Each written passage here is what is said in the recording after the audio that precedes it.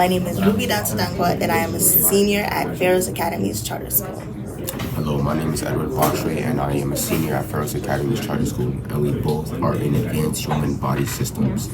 Today we have an orthopedic consult on a patient named Koa, and he got into a dirt bike accident where he sustained a various amount of injuries, and we're going to be telling Mr. Koa a debrief of his case.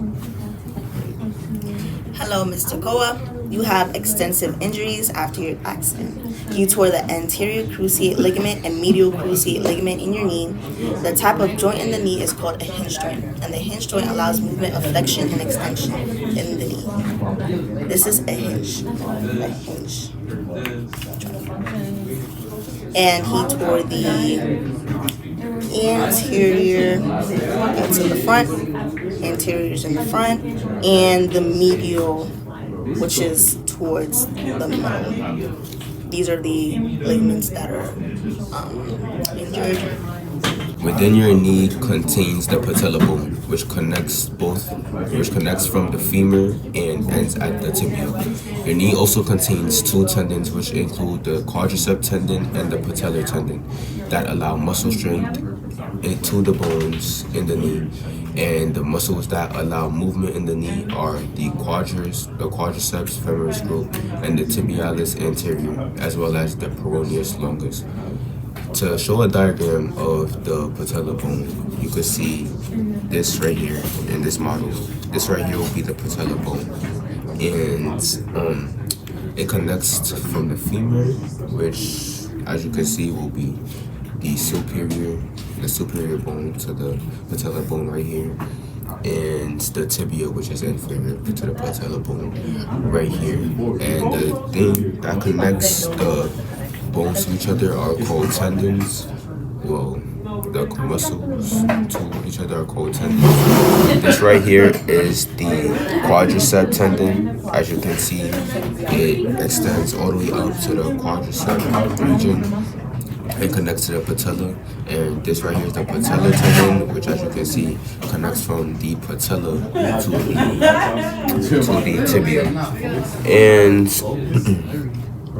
the quadris femoris group and tibialis anterior and peroneus longus are muscles that will be seen all over this region. But this is a skeletal diagram, so it's not shown. The cartilage that separates the knee from the tibia as well as the femur, providing separation and cushioning, is called the meniscus. The four ligaments are the ACL, which allows stabilization in the knee pertaining to forward and backward motion and stability. PCL, which serves as similar purpose to the ACL but resides in a different anatomical position. LCL and MCL, which allows stabilization in the knee pertaining to lateral motions and stability as well. And to show an example of Mr. Koa's injuries, we know he tore his ACL, which we can identify as the anterior ligament that connects the bones. So, as you can see, he tore his ACL and his MCL. So, as you can see, it's pretty stable right now.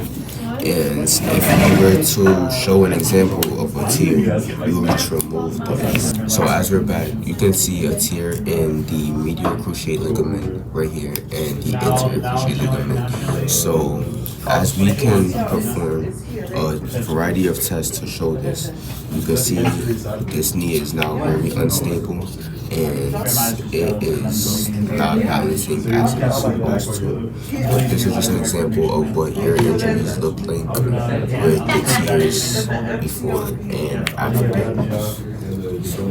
In the end, all of these elements play a role in stabilizing your knee and allow proper movement by allowing a distribution of weight and force throughout these tendons. After your medial cruciate ligament and anterior cruciate ligament reconstruction surgery, your measurements in your knee are lower than the comfortable standard. You have a knee flexion range of 115 degrees, while it should be at 142.2 degrees.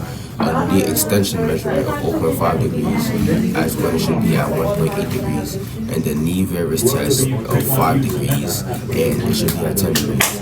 Finally, a knee valgus test that shows results of 15 degrees, but it should be at 30 degrees. So we're going to be performing these tests, showing you guys an example of how we're going to do this. So we're going to be performing a knee varus test. Shows the extension side to side, which we're typically measuring MCL and LCL, as well as test of varus test, which also determines a side to side movement. We will grab the tibia right here, and why you trying to play on me?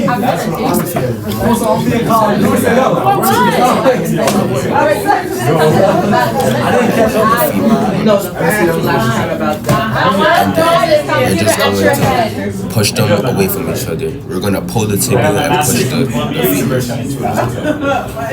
Oh, really? Oh, really? No, don't play with her. What thing Pull the femur and push the tibia. My master's was a master's degree in Put it this teaching way. at my teacher's Put license. the femur this I way. had to teach. Oh, What's the point of this? It's just an additional Alright, so degree. you can see the instability in his knee as we perform that test, and the specific measurements are what we just showed.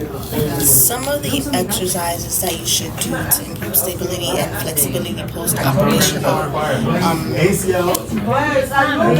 passive knee extensions, clam exercise, sideline leg lifts, heel slide, straight leg raise, prone hip extensions. All of these exercises serve purpose rehabilitate, improve movement, flexibility, and strength, specifically to the medial collateral ligament. So, more exercises that you could do post-operation Jeremiah, what would best help you start are ready heel to set? slides, quad sets, passive knee extensions, wall squat with the bow, You've been writing balance and reach, knee stabilization, resisted terminal knee extensions, and all of these play a part to help with rehabilitation, movement strength, and flexibility to the anterior cruciate ligaments. This is an example of a ball sit.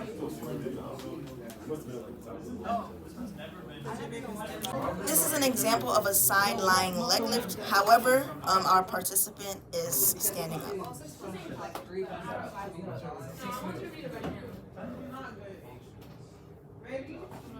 So you will do that.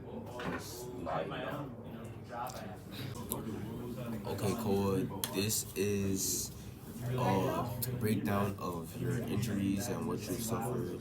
And these are some exercises you can do to help regain mobility in your knee after your injuries. And we hope you found this video helpful. Thank you for listening.